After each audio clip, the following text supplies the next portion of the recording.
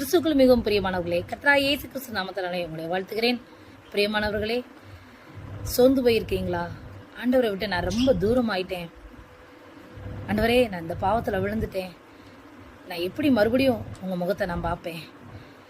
எனக்கு வெக்கமாக இருக்கிறதே அப்படின்னு சொல்லி கலங்குறீங்களா?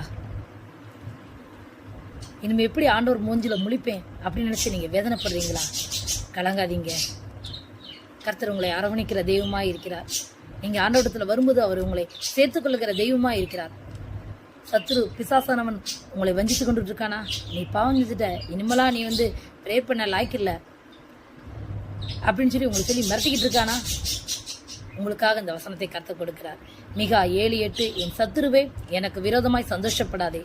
நான் விழுந்தாலும் எழுந்திருப்பேன்.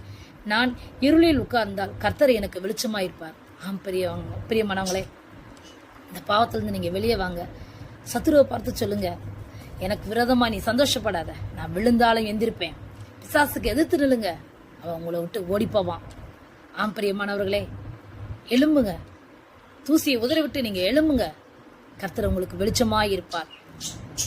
நான் இருளில் இருந்தாலும் கர்த்தர் எனக்கு வெளிச்சமாயிருப்பார் என்று இந்த வேத வசனம் சொல்லுகிறது. அந்த வசனம் உங்களை தூக்கி எடுக்கும். தேவன் உங்களை அரவணைத்துக் கொள்வார். ஆமென்.